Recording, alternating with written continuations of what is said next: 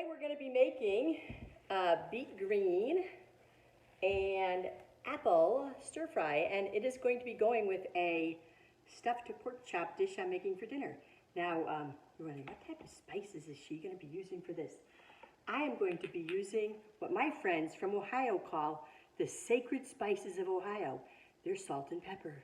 That's what we're using today. So I'm going to talk a little bit about these beet greens. So I'm not going to be using the beets in here. I'm going to be using the greens. And it's quick. You just chop this off here. You save the beets for something later. You just take the greens. And we're going to be taking the leaves off of the greens. And we're going to be cooking the stems first with the apples. And when everything is soft, then we're going to be throwing in the greens at the end. Makes a very nice accompaniment to pork chops. I love applesauce and pork chops, and this has greens in it, so it's even healthier. I'm going to let you in on a dirty little secret about beet greens. They're dirty. I had already rinsed these off, but when I was cutting them up, I noticed they're dirty. So we're going to be soaking them in water. So here we got the stems soaking, and here we're going to get the leaves soaking, and we're going to be soaking them to clean off all the dirt, but then we're going to be straining them through a big strainer to make sure the dirt is cleaned off. And that kind of makes sense. They're pulling them out of the ground, and these are organic, so they're getting them to the market pretty quickly. So make sure that you clean your beet greens really good before you use them. There's another secret about apples here. I prepped these apples a while ago. Look at how nice they still look. Little lemon juice on the apples. And I like a little lemon.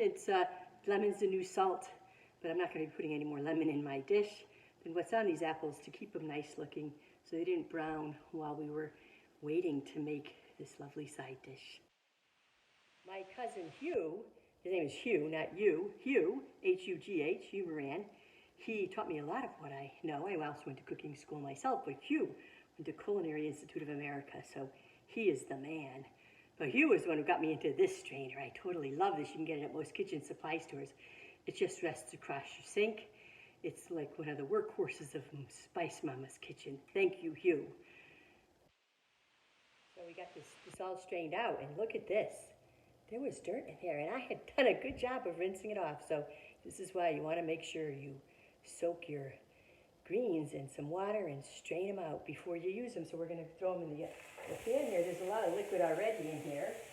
We're going to be putting the apples in the pan as well. And we're going to be putting a little more water in here to make sure that it doesn't stick. We're going to be putting the lid on it and giving them a little bit of a steam as well. So we strain the leaves, and look, there's dirt in the leaves as well.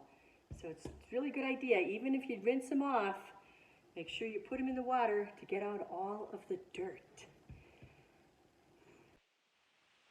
Our greens and beet greens and apples are done. Look at how nice that looks. Nice, a lot of great color in here. It looks beautiful on the plate when you plate it up, and it's ready for dinner.